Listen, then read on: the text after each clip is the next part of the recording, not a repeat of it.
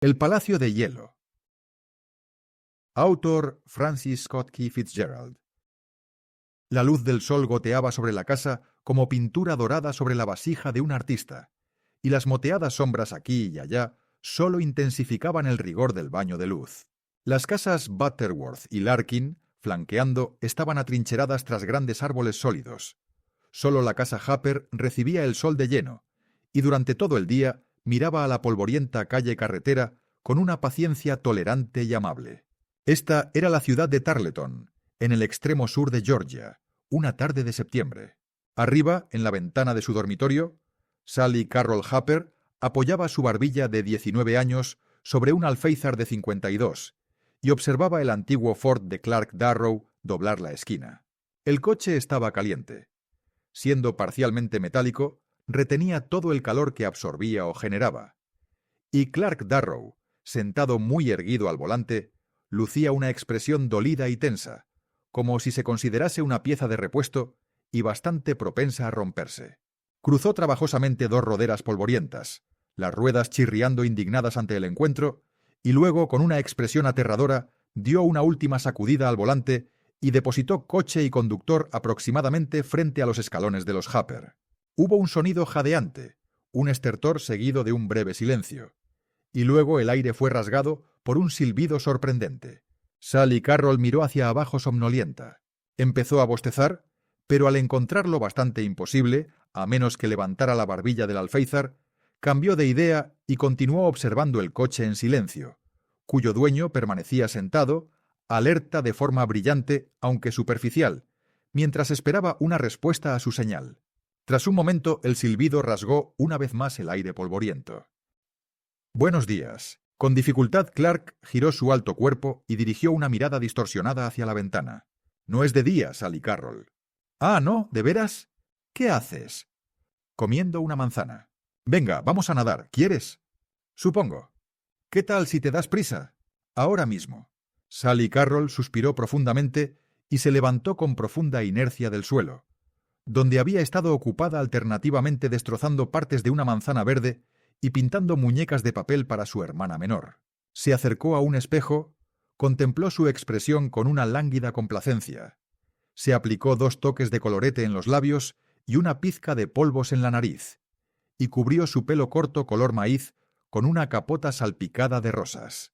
Luego volcó de una patada el agua de pintar, dijo «¡Oh, maldita sea!», pero lo dejó estar y salió de la habitación. «¿Cómo estás, Clark?», inquirió un minuto después mientras se deslizaba ágilmente por el costado del coche.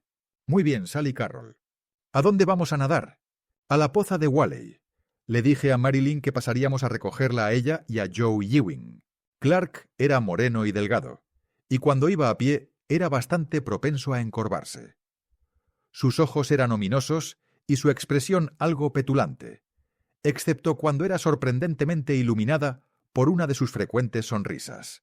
Clark tenía una renta, justo lo suficiente para mantenerse cómodamente y su coche con gasolina, y había pasado los 2 años desde que se graduó en Georgia Tech, holgazaneando por las perezosas calles de su ciudad natal, discutiendo cómo podría invertir mejor su capital para una fortuna inmediata. No le resultaba nada difícil pasar el rato.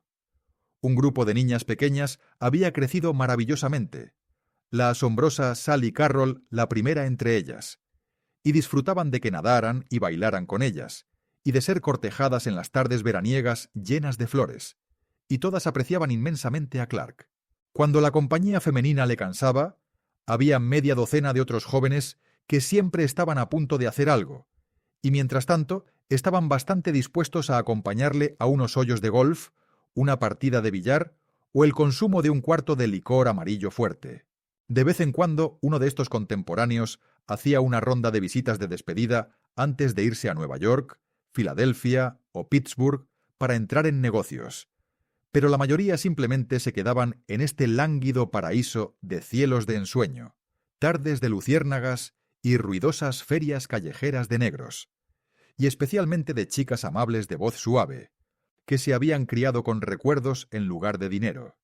Una vez que el Ford fue incitado a una especie de vida inquieta y resentida, Clark y Sally Carroll rodaron y traquetearon por Valley Avenue hasta Jefferson Street, donde el camino polvoriento se convirtió en pavimento.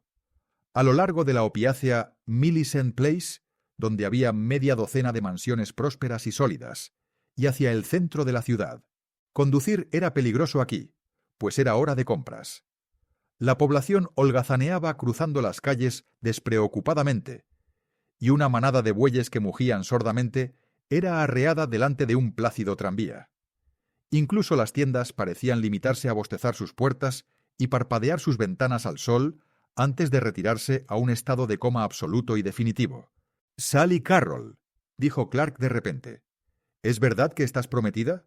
Ella le miró rápidamente. «¿Dónde has oído eso? ¿De veras estás prometida?» «Vaya preguntita.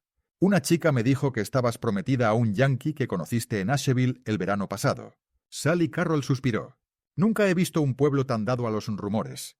No te cases con un yankee, Sally Carroll. Te necesitamos por aquí». Sally Carroll guardó silencio un momento. «Clark», preguntó de repente, «¿con quién demonios voy a casarme? Ofrezco mis servicios». «Cariño, ¿no podrías mantener a una esposa?», respondió ella alegremente. «Además, te conozco demasiado bien como para enamorarme de ti. Eso no significa que debas casarte con un yankee», insistió él. «¿Y si lo amo?». Él negó con la cabeza. «No podrías. Sería muy diferente a nosotros, en todos los sentidos». Se interrumpió al detener el coche frente a una casa destartalada y ruinosa. Marilyn Wade y Joe Ewing aparecieron en la puerta. «Hola, Sally Carroll». «Hola. ¿Cómo estáis?» «Sally Carroll», preguntó Marilyn mientras arrancaban de nuevo. «¿Estás prometida? Dios mío, ¿dónde empezó todo esto? ¿No puedo mirar a un hombre sin que todo el pueblo me prometa con él?» Clark miró fijamente al frente, a un tornillo en el traqueteante parabrisas. «Sally Carroll», dijo con una curiosa intensidad, «¿no te gustamos?» «¿Qué? ¿Nosotros los de aquí abajo?» «Pero Clark, sabes que sí. Os adoro a todos vosotros, chicos». «Entonces, ¿por qué te prometes con un yankee?» «Clark, no lo sé. No estoy segura de lo que haré, pero... Bueno, quiero ir a sitios y ver gente. Quiero que mi mente crezca. Quiero vivir donde las cosas suceden a gran escala». «¿Qué quieres decir?» «Oh, Clark, te quiero y quiero a Joe, aquí presente, y a Ben Arrot, y a todos vosotros, pero vosotros... ¿Todos seremos unos fracasados?» «Sí. No me refiero solo a fracasos económicos, sino simplemente una especie de ineficacia y tristeza. Y... oh, ¿cómo puedo decírtelo? ¿Quieres decir porque nos quedamos aquí en Tarleton?» «Sí, Clark. Y porque os gusta y nunca queréis cambiar las cosas, ni pensar, ni ir adelante». Él asintió y ella se inclinó y le apretó la mano. «Clark», dijo suavemente, «no te cambiaría por nada del mundo. Eres dulce tal como eres. Las cosas que te harán fracasar las amaré siempre. El vivir en el pasado, los días y noches perezosos que tienes, y toda tu despreocupación y generosidad. ¿Pero te vas?» «Sí, porque nunca podría casarme contigo. Tienes un lugar en mi corazón que nadie más podría tener jamás. Batatada aquí me volvería inquieta. Sentiría que me estaba desperdiciando. Hay dos lados en mí, ¿sabes? Está el viejo lado somnoliento que amas, y hay una especie de energía, el sentimiento que me hace hacer locuras. Esa es la parte de mí que puede ser útil en algún lugar, que perdurará cuando ya no sea hermosa». Se interrumpió con su característica brusquedad y suspiró. «Oh, dulce galletita», mientras su humor cambiaba. Entrecerrando los ojos e inclinando la cabeza hacia atrás hasta apoyarla en el respaldo del asiento, dejó que la agradable brisa abanicara sus ojos y ondulara los rizos esponjosos de su pelo corto. Estaban ahora en el campo, avanzando rápidamente entre enmarañadas espesuras de monte bajo de un verde brillante, hierba y altos árboles que enviaban ramilletes de follaje para colgar una fresca bienvenida sobre el camino. Aquí y allá pasaban junto a una destartalada cabaña de negros, su habitante más viejo, de pelo blanco, fumando una pipa de mazorca de maíz junto a la puerta, y media docena de pequeñines negros escasamente vestidos, paseando muñecas hechas jirones sobre la hierba silvestre de delante. Más allá había perezosos campos de algodón, donde incluso los trabajadores parecían sombras intangibles prestadas por el sol a la tierra, no para el trabajo duro, sino para pasar el rato según alguna tradición ancestral en los dorados campos de septiembre. y alrededor de la somnolienta pintoresquidad, sobre los árboles y las chozas y los ríos fangosos, fluía el calor, nunca hostil, solo reconfortante, como un gran seno cálido y nutritivo para la tierra infante. «Sally Carroll, hemos llegado». La pobrecilla está profundamente dormida. «Cariño, ¿te has muerto al fin de pura pereza?» «Agua, Sally Carroll, agua fresca esperándote». Sus ojos se abrieron somnolientos. «Hola», murmuró sonriendo. En noviembre, Harry Bellamy, alto, corpulento y enérgico, bajó de su ciudad norteña para pasar 4 días. Su intención era zanjar un asunto que había quedado pendiente desde que él y Sally Carroll se habían conocido en Asheville, Carolina del Norte, a mediados de verano. El acuerdo solo requirió una tarde tranquila y una velada frente a una resplandeciente chimenea encendida, pues Harry Bellamy tenía todo lo que ella deseaba. Y además le amaba. Le amaba con esa faceta suya que guardaba especialmente para amar. Sally Carroll tenía varias facetas bastante bien definidas. En su última tarde pasearon, y ella descubrió que sus pasos se dirigían semi-inconscientemente hacia uno de sus lugares predilectos, el cementerio. Cuando apareció a la vista, blanco, grisáceo y verde dorado, bajo el alegre sol tardío, se detuvo, indecisa, junto a la verja de hierro. «¿Eres lúgubre por naturaleza, Harry?», preguntó ella con una leve sonrisa. «Lúgubre, yo no. Entonces entremos aquí. A alguna gente le deprime, pero a mí me gusta». Atravesaron la entrada y siguieron un sendero que conducía a través de un ondulante valle de tumbas, gris polvoriento y mohoso para los años 50, curiosamente tallado con flores y jarrones para los 70, ornamentado y horrible para los 90, con gordos querubines de mármol yaciendo en pesado sueño sobre almohadas de piedra, y grandes crecimientos imposibles de flores de granito sin nombre. Ocasionalmente veían alguna figura arrodillada con flores como tributo, pero sobre la mayoría de las tumbas yacían el silencio y las hojas marchitas, solo con la fragancia que sus propios recuerdos sombríos podían despertar en las mentes vivas. Alcanzaron la cima de una colina donde se encontraron frente a una lápida alta y redonda, moteada con manchas oscuras de humedad y cubierta a medias por enredaderas. Margery Lee, leyó, 1844-1873. ¿A qué era encantadora? Murió cuando tenía 29 años. Querida Margery Lee, añadió suavemente. ¿Puedes verla, Harry? Sí, Sally Carroll. Sintió una pequeña mano introducirse en la suya. Era morena, creo, y siempre llevaba el pelo con una cinta, y preciosas faldas de miriñaque de azul alicia y rosa viejo. Sí. Oh, era dulce, Harry. Y era el tipo de chica nacida para estar en un porche ancho con columnas y dar la bienvenida a la gente. Creo que quizá muchos hombres fueron a la guerra con la intención de volver por ella, pero quizá ninguno lo hizo. Se inclinó cerca de la piedra, buscando algún registro de matrimonio. No hay nada aquí que lo indique. Claro que no. ¿Cómo podría haber algo allí mejor que simplemente Margery Lee y esa fecha elocuente? Se acercó a él y un nudo inesperado le subió a la garganta mientras el pelo rubio de ella rozaba su mejilla. ¿Ves cómo era, verdad, Harry? Lo veo, asintió él con dulzura. Veo a través de tus preciosos ojos. Tú eres hermosa ahora, así que sé que ella debió serlo. Permanecieron en silencio y juntos, y él pudo sentir los hombros de ella temblar ligeramente. Una brisa pausada subió por la colina y agitó el ala de su sombrero flexible. «Bajemos allí», señalaba hacia una extensión llana al otro lado de la colina, donde sobre el césped verde había 1000 cruces blanco-grisáceas, extendiéndose en filas interminables y ordenadas como las armas apiladas de un batallón. «Esos son los muertos confederados», dijo Sally Carroll simplemente.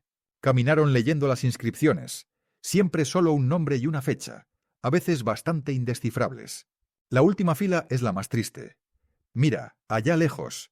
Cada cruz solo tiene una fecha y la palabra desconocido. Le miró y sus ojos se llenaron de lágrimas. No puedo decirte lo real que es para mí, cariño. Si no lo sabes. Lo que sientes por esto me parece hermoso. No soy yo, son ellos. Esa época antigua que te he intentado que viva en mí. Eran solo hombres, sin importancia evidentemente, o no habrían sido desconocidos, pero murieron por la cosa más hermosa del mundo. el sur muerto. Verás, continuó con la voz aún ronca, los ojos brillantes de lágrimas. La gente tiene estos sueños que aferra a las cosas, y yo siempre he crecido con ese sueño. Era tan fácil porque todo estaba muerto y no me llegaban desilusiones. He intentado en cierto modo estar a la altura de esas antiguas normas de noblesse oblige. Solo quedan los últimos restos, ¿sabes?, como las rosas de un viejo jardín muriendo a nuestro alrededor. Rasgos de extraña cortesía y caballerosidad en algunos de estos chicos y en historias que solía oír de un soldado confederado que vivía al lado, y de unos pocos negros viejos. «Oh, Harry, había algo, había algo». Nunca podría hacerte entender, pero estaba allí. «Comprendo», le aseguró él de nuevo en voz baja. Sally Carrol sonrió y se secó los ojos en la punta de un pañuelo que sobresalía del bolsillo de su chaqueta. «No te sientes deprimido, ¿verdad, amor? Incluso cuando lloro soy feliz aquí, y obtengo una especie de fuerza de ello». Cogidos de la mano, se dieron la vuelta y se alejaron lentamente. Encontrando hierba mullida, le hizo sentarse a su lado, con las espaldas apoyadas contra los restos de un muro bajo y roto. «Ojalá esas tres viejas se largaran», se quejó él. «Quiero besarte, Sally Carrol». «Yo también».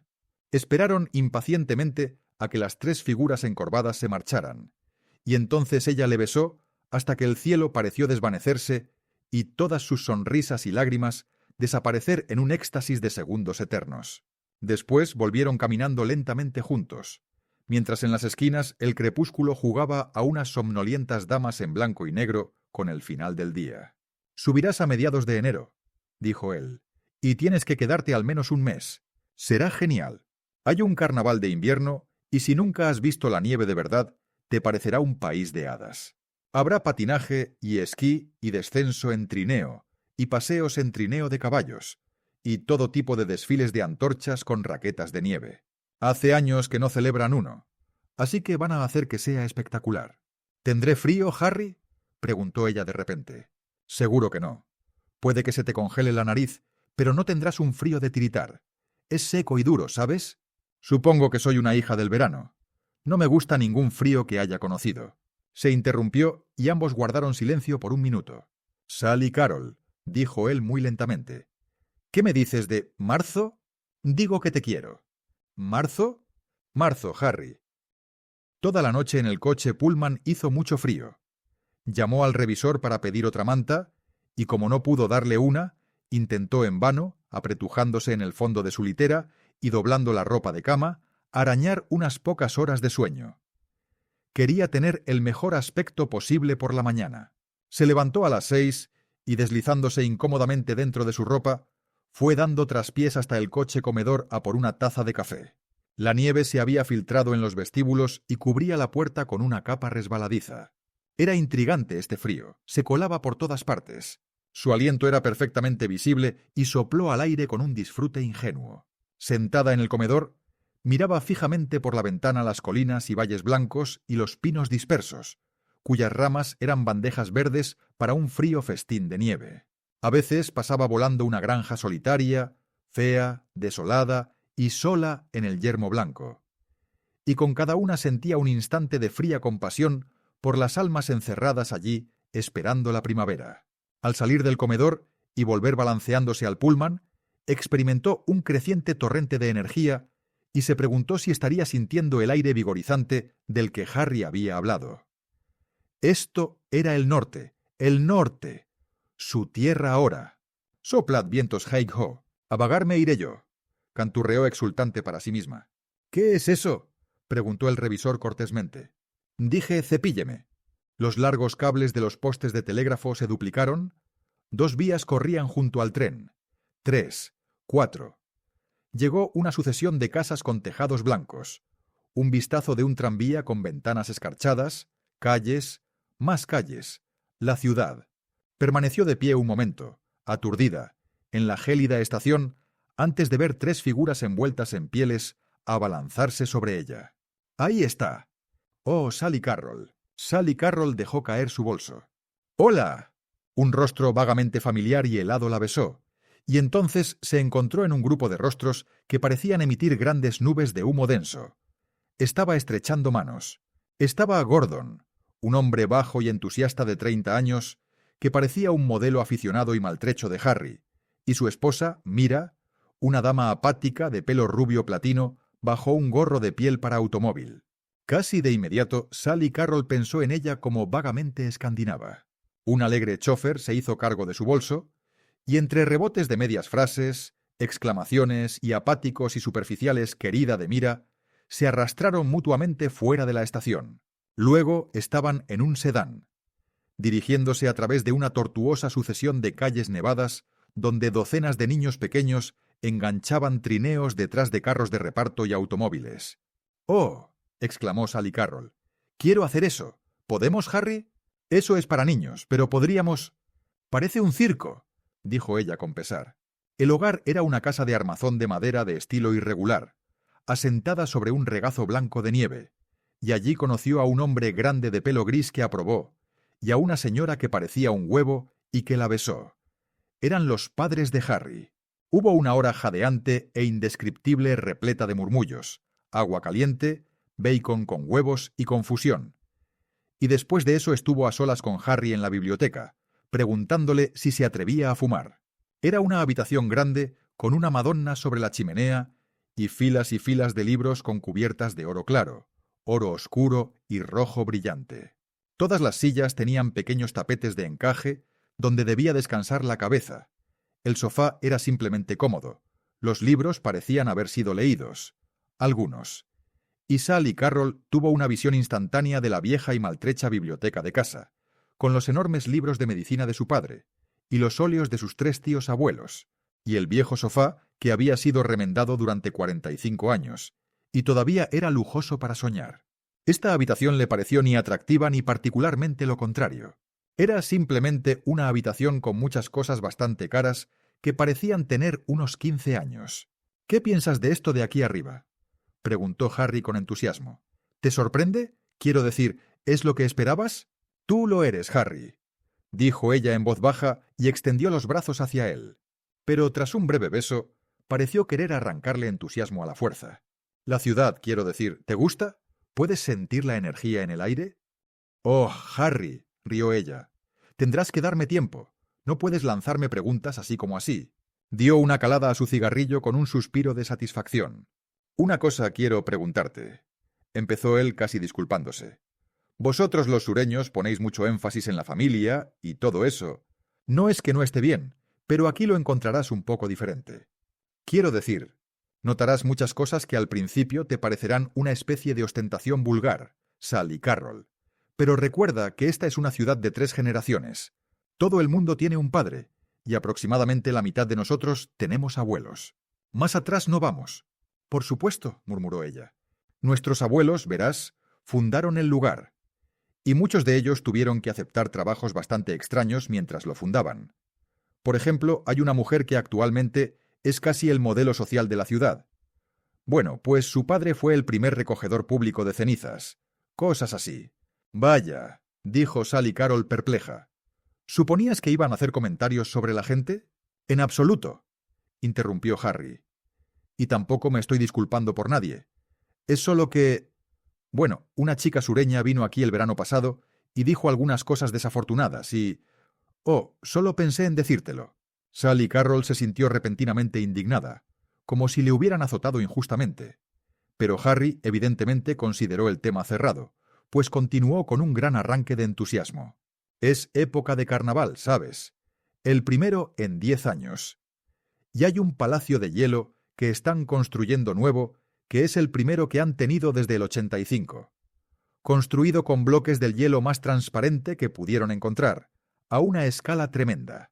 Se levantó y, caminando hacia la ventana, apartó las pesadas cortinas turcas y miró hacia afuera. «¡Oh!», exclamó de repente. «Hay 2 niños haciendo un muñeco de nieve. Harry, ¿crees que puedo salir a ayudarles?» «Ni lo sueñes. Ven aquí y bésame». Dejó la ventana con bastante reticencia. «No creo que este sea un clima muy besable, ¿verdad? Quiero decir, te pone de tal manera que no quieres quedarte sentado por ahí, ¿no? No vamos a hacerlo. Tengo vacaciones la primera semana que estás aquí, y hay una cena con baile esta noche».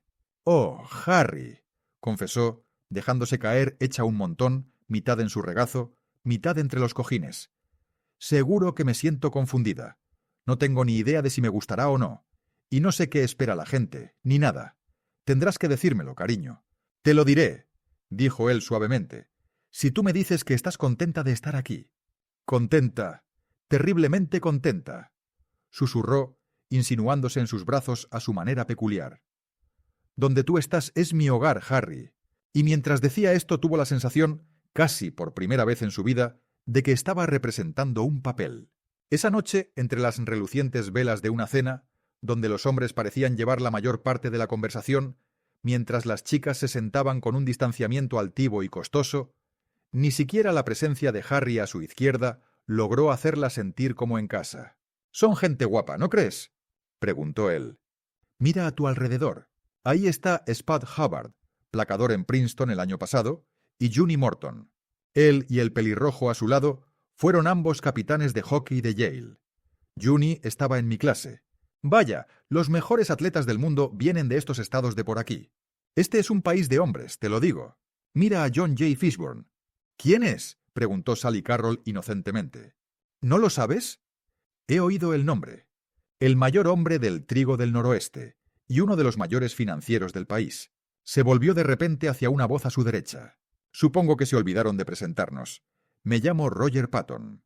«Mi nombre es Sally Carroll Harper», dijo ella amablemente. «Sí, lo sé. Harry me dijo que vendrías». «¿Es pariente?». «No, soy profesor». «Oh», rió ella. «En la universidad. Es usted del sur, ¿verdad?».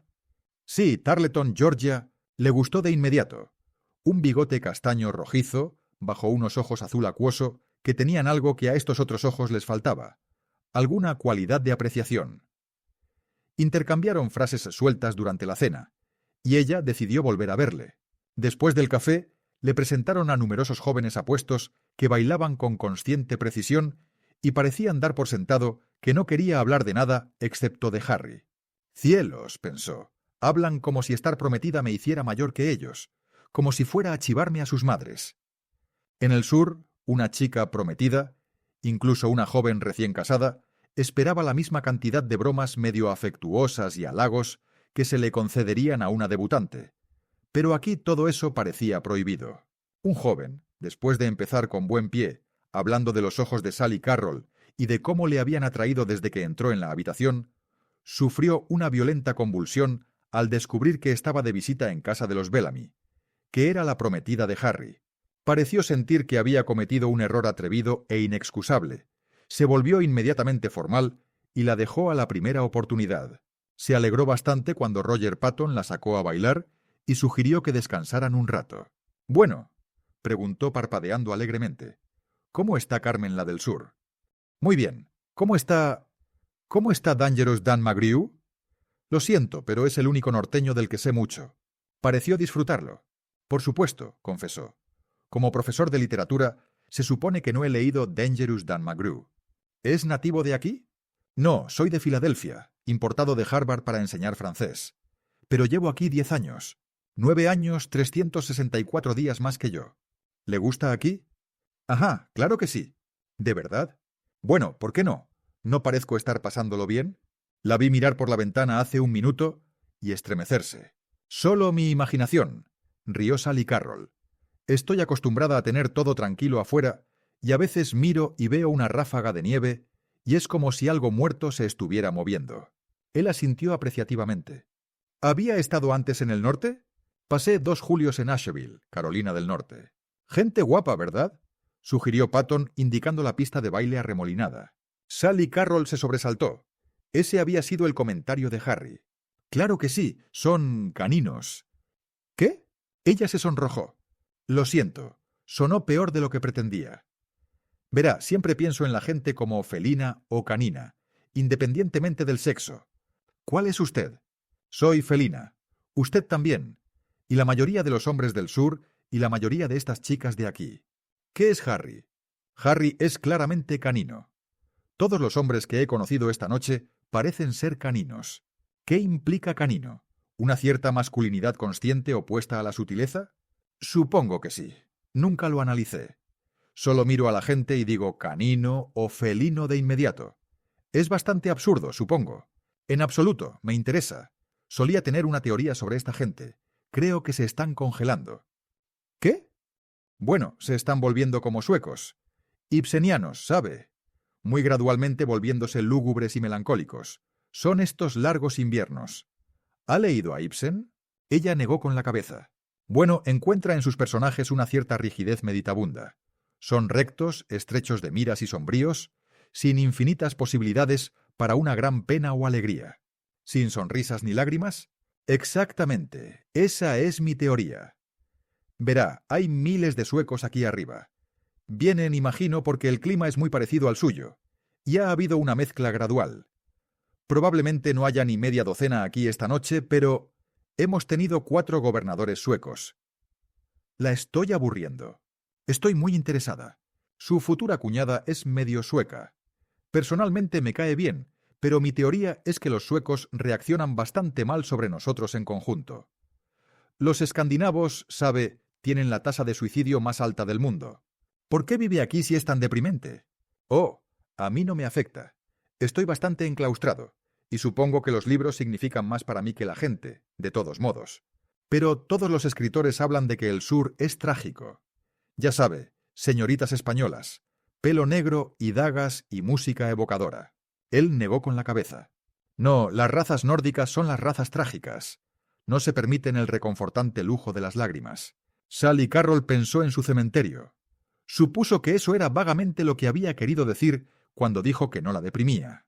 Los italianos son casi la gente más alegre del mundo. Pero es un tema aburrido, se interrumpió. De todos modos, quiero decirle que se casa con un hombre excelente. A Sally Carroll la movió un impulso de confianza. Lo sé, soy el tipo de persona que quiere que la cuiden a partir de cierto punto, y estoy segura de que lo harán. ¿Bailamos? ¿Sabe? Continuó mientras se levantaban. Es alentador encontrar a una chica que sabe por qué se casa. 9/10 partes de ellas piensan que es como caminar hacia una puesta de sol de película. Ella rió y él le cayó inmensamente bien. 2 horas más tarde, de camino a casa, se acurrucó cerca de Harry en el asiento trasero.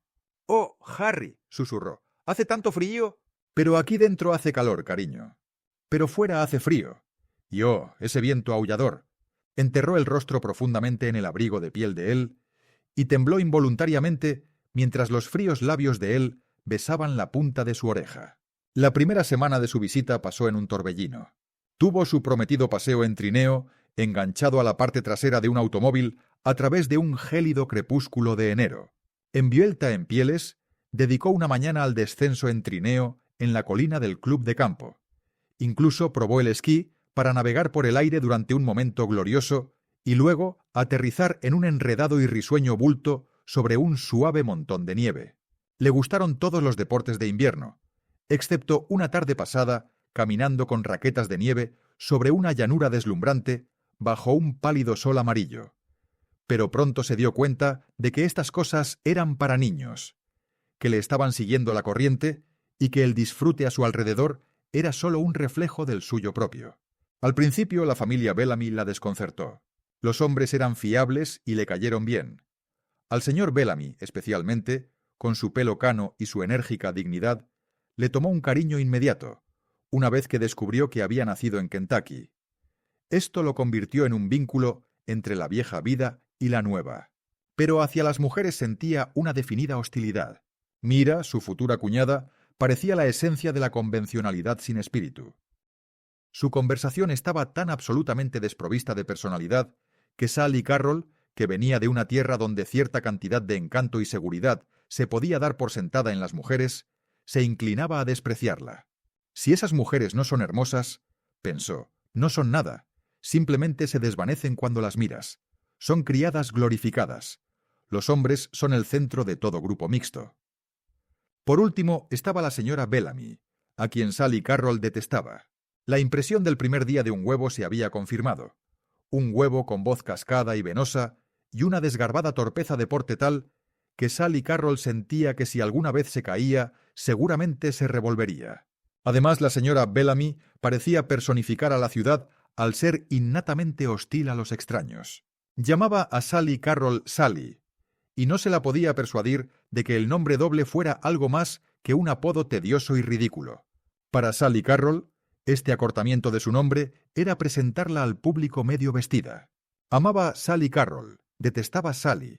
Sabía también que la madre de Harry desaprobaba su pelo corto, y nunca se había atrevido a fumar abajo después de aquel primer día en que la señora Bellamy había entrado en la biblioteca olisqueando violentamente. De todos los hombres que conoció, prefería a Roger Patton, que era un visitante frecuente en la casa. Nunca volvió a aludir a la tendencia ibseniana de la población, pero cuando entró un día y la encontró acurrucada en el sofá, inclinada sobre Peer Gynt, rió y le dijo que olvidara lo que había dicho, que todo eran tonterías. Y entonces, una tarde de su segunda semana, ella y Harry rondaron el borde de una pelea peligrosamente abrupta. Ella consideró que él la había precipitado por completo, aunque la Serbia, en este caso, fue un hombre desconocido que no llevaba los pantalones planchados. Habían estado caminando hacia casa entre montones de nieve apilada y bajo un sol que Sally Carroll apenas reconocía. Pasaron junto a una niñita envuelta en lana gris hasta parecer un pequeño oso de peluche, y Sally Carroll no pudo resistir un jadeo de apreciación maternal. «Mira, Harry». «¿Qué? Esa niñita, ¿viste su cara?» «Sí, ¿por qué?» Estaba roja como una fresita. «Oh, era una monada. Pero si tu propia cara ya está casi tan roja como esa. Todo el mundo está sano aquí. Salimos al frío tan pronto como tenemos edad para caminar. Clima maravilloso». Le miró y tuvo que estar de acuerdo. Él tenía un aspecto muy saludable, también su hermano, y ella había notado el nuevo rubor en sus propias mejillas esa misma mañana. De repente sus miradas quedaron atrapadas y fijas, y miraron fijamente durante un momento la esquina de delante. Un hombre estaba allí de pie, con las rodillas dobladas, los ojos mirando hacia arriba con expresión tensa, como si estuviera a punto de dar un salto hacia el aire gélido. Y entonces ambos estallaron en una carcajada, pues al acercarse descubrieron que había sido una ridícula ilusión momentánea producida por la extrema holgura de los pantalones del hombre. «Supongo que nos la ha jugado», rió ella. «Debe ser sureño, a juzgar por esos pantalones», sugirió Harry maliciosamente. «Pero Harry», su mirada sorprendida debió irritarle. «Esos malditos sureños». Los ojos de Sally Carroll centellearon. «No los llames así». «Lo siento, querida», dijo Harry malignamente apologético. «Pero ya sabes lo que pienso de ellos. Son una especie de degenerados. Nada que ver con los antiguos sureños. Han vivido tanto tiempo allí abajo con toda la gente de color que se han vuelto perezosos y vagos». «Cállate la boca, Harry», gritó enfadada. «No lo son. Pueden ser perezosos. Cualquiera lo sería en ese clima. Pero son mis mejores amigos. Y no quiero oír cómo los critican de una manera tan general. Algunos de ellos son los mejores hombres del mundo». «Oh, lo sé. Están bien cuando vienen al norte a la universidad. Pero de toda la gente cabizbaja, mal vestida y desaliñada que he visto, un grupo de sureños de pueblo pequeño son lo peor». Sally Carroll apretaba sus manos enguantadas y se mordía el labio furiosamente. «Vaya», continuó Harry. «Había uno en mi clase en New Haven, y todos pensamos que por fin habíamos encontrado el verdadero tipo de aristócrata sureño. Pero resultó que no era un aristócrata en absoluto, solo el hijo de un carpetbagger norteño, que poseía casi todo el algodón alrededor de Mobile. Un sureño no hablaría como estás hablando tú ahora», dijo ella con calma. «No tienen la energía. O la otra cosa. Lo siento, Sally Carroll, pero te he oído decir tú misma que nunca te casarías. Eso es muy diferente. Te dije que no querría atar mi vida a ninguno de los chicos que andan por Tarleton ahora. Pero nunca hice ninguna generalización radical. Caminaron en silencio. Probablemente exageré un poco, Sally Carroll. Lo siento». Ella asintió, pero no respondió. 5 minutos después, mientras estaban en el vestíbulo, ella le rodeó de repente con los brazos. «Oh, Harry», exclamó con los ojos llenos de lágrimas. «Casémonos la semana que viene. Tengo miedo de tener peleas como esa. Tengo miedo, Harry. No sería así if estuviéramos casados». Pero Harry, estando equivocado, todavía estaba irritado. «Eso sería idiota. Decidimos marzo». Las lágrimas en los ojos de Sally Carroll se desvanecieron. Su expresión se endureció ligeramente. «Muy bien, supongo que no debería haber dicho eso». Harry se ablandó. «Pequeña loca», exclamó. «Ven, bésame y olvidemos». Esa misma noche, al final de una función de vodevil, la orquesta tocó Dixie, y Sally Carroll sintió algo más fuerte y duradero que sus lágrimas y sonrisas del día desbordarse dentro de ella. Se inclinó hacia adelante, agarrando los brazos de su butaca hasta que su rostro se puso carmesí. —¿Te emociona, querida? —susurró Harry. Pero ella no le oyó. Al ritmo limitado de los violines y al inspirador compás de los timbales, sus propios viejos fantasmas desfilaban y seguían hacia la oscuridad. Y mientras los pífanos silbaban y suspiraban en el bajo bis, parecían tan casi fuera de la vista que podría haberles dicho adiós con la mano. Lejos, lejos, lejos al sur en Dixie. Lejos, lejos, lejos al sur en Dixie. Era una noche particularmente fría. Un deshielo repentino casi había despejado las calles el día anterior, pero ahora las atravesaba de nuevo un espectro polvoriento, uno de nieve suelta, que viajaba en líneas onduladas ante los pies del viento, y llenaba el aire inferior con una neblina de finas partículas. No había cielo, solo una tienda oscura y ominosa que cubría las copas de las calles, y era en realidad un vasto ejército de copos de nieve que se acercaba. Mientras sobre todo ello, enfriando el confort del resplandor marrón y verde de las ventanas iluminadas y amortiguando el trote constante del caballo que tiraba de su trineo, lavaba interminablemente el viento del norte. Era una ciudad lúgubre después de todo, pensó. Lúgubre. A veces, por la noche, le había parecido como si nadie viviera aquí. Todos se habían ido hacía mucho tiempo, dejando casas iluminadas para ser cubiertas con el tiempo por túmulos de aguanieve. Oh, si hubiera nieve sobre su tumba. Estar bajo grandes montones de ella todo el invierno, donde incluso su lápida sería una sombra clara contra sombras claras. Su tumba, una tumba que debería estar cubierta de flores y lavada por el sol y la lluvia. Pensó de nuevo en aquellas casas de campo aisladas por las que había pasado su tren, y en la vida allí durante el largo invierno, el resplandor incesante a través de las ventanas, la costra formándose sobre los suaves montones de nieve, finalmente el lento y triste deshielo y la dura primavera de la que Roger Patton le había hablado. Su primavera, perderla para siempre, con sus lilas y la perezosa dulzura que removía en su corazón. Estaba guardando esa primavera. Después guardaría esa dulzura. Con gradual insistencia estalló la tormenta. Sally Carroll sintió una película de copos derretirse rápidamente en sus pestañas, y Harry extendió un brazo peludo y le bajó su complicado gorro de franela. Entonces los pequeños copos llegaron en línea de escaramuza, y el caballo inclinó el cuello pacientemente mientras una transparencia blanca aparecía momentáneamente en su pelaje. «Oh, tiene frío, Harry», dijo ella rápidamente. «¿Quién? ¿El caballo? Oh, no, no tiene, le gusta». Después de otros 10 minutos, doblaron una esquina y avistaron su destino. En una colina alta, perfilado en un verde vivo y deslumbrante, contra el cielo invernal, se alzaba el Palacio de Hielo. Tenía 3 pisos de altura, con almenas y troneras y estrechas ventanas cubiertas de carámbanos, y las innumerables luces eléctricas interiores creaban una magnífica transparencia en el gran salón central. Sally Carroll apretó la mano de Harry bajo la manta de piel. «¡Es hermoso!», exclamó él emocionado. «Caramba, es hermoso, ¿verdad? No han tenido uno aquí desde el 85. De alguna manera, la idea de que no hubiera habido uno desde el 85 la oprimía. El hielo era un fantasma, y esta mansión de hielo estaba seguramente poblada por esas sombras de los 80, con rostros pálidos y cabellos borrosos llenos de nieve. «Vamos, querida», dijo Harry. Le siguió fuera del trineo y esperó mientras él ataba el caballo. Un grupo de 4, Gordon, Mira, Roger Patton y otra chica, se detuvo a su lado con un fuerte tintineo de cascabeles.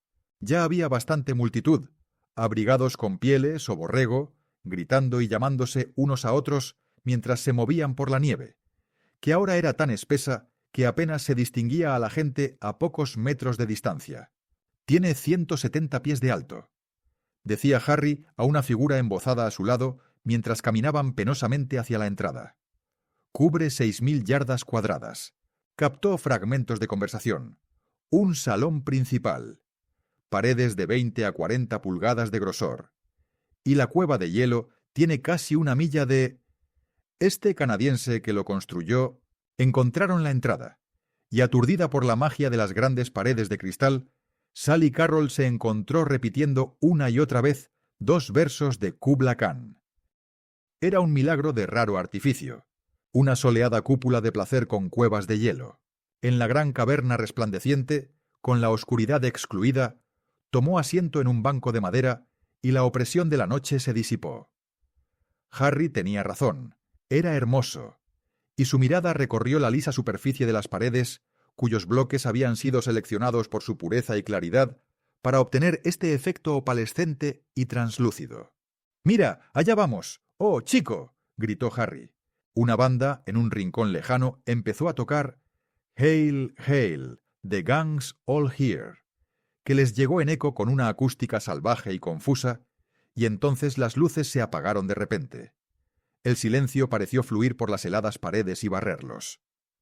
Sally Carroll aún podía ver su aliento blanco en la oscuridad, y una tenue fila de rostros pálidos al otro lado. La música se suavizó hasta convertirse en un lamento susurrante, y desde fuera llegó flotando el canto remanente a pleno pulmón de los clubes en marcha.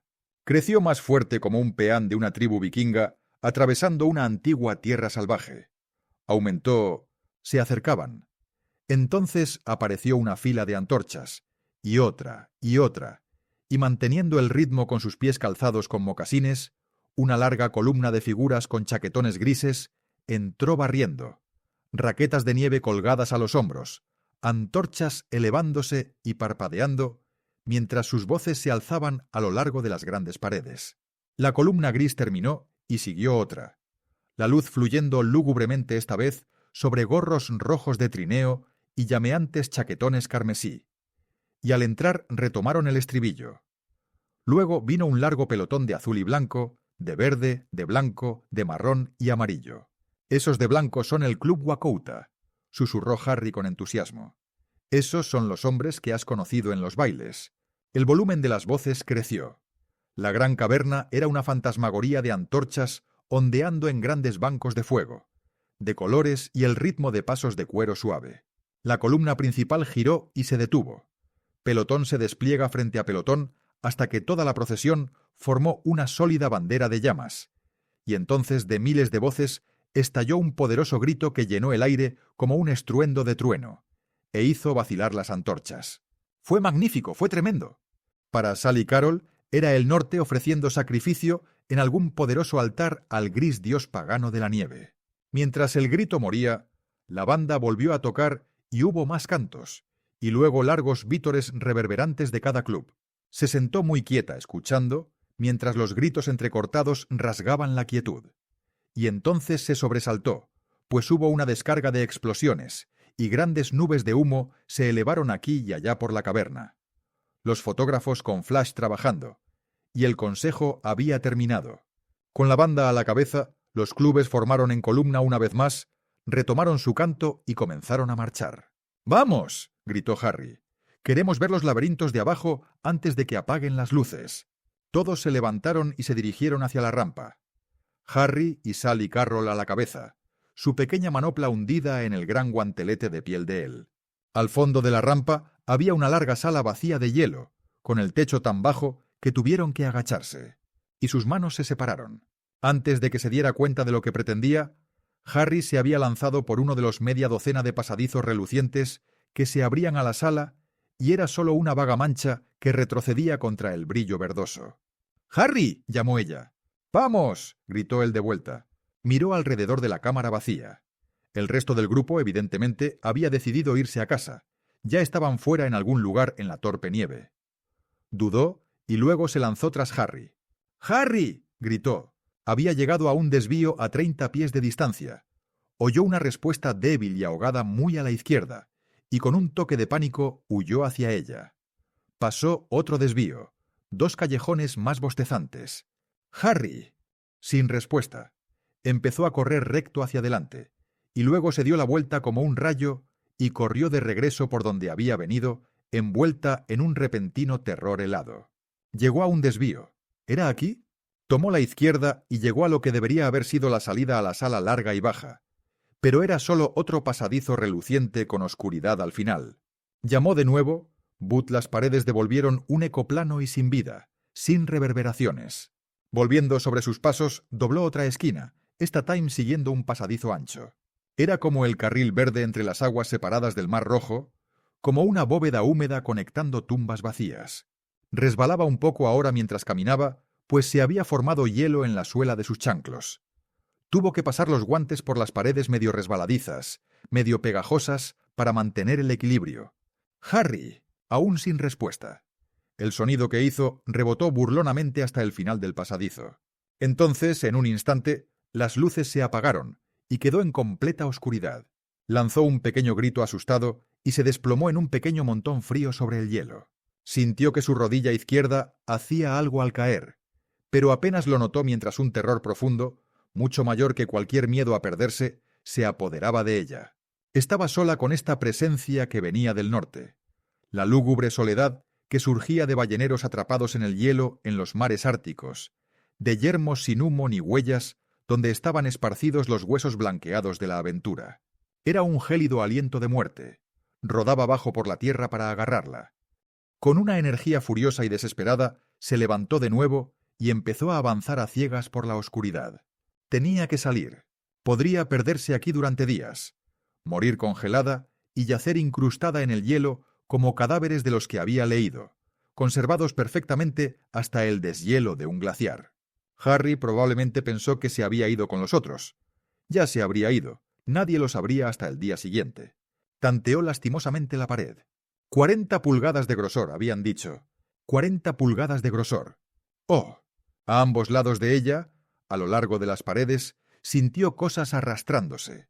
Almas húmedas que rondaban este palacio, esta ciudad, este norte. ¡Oh! ¡Enviad a alguien! ¡Enviad a alguien! Gritó en voz alta. Clark Darrow. Él entendería. O Joe Ewing. No podía quedarse aquí para vagar para siempre, para ser congelada, corazón, cuerpo y alma. Ella, esta Sally Carroll. Pero si era una cosa feliz, era una niña feliz. Le gustaba el calor y el verano y Dixie. Estas cosas eran extrañas, extrañas. No estás llorando, dijo algo en voz alta. Nunca llorarás más.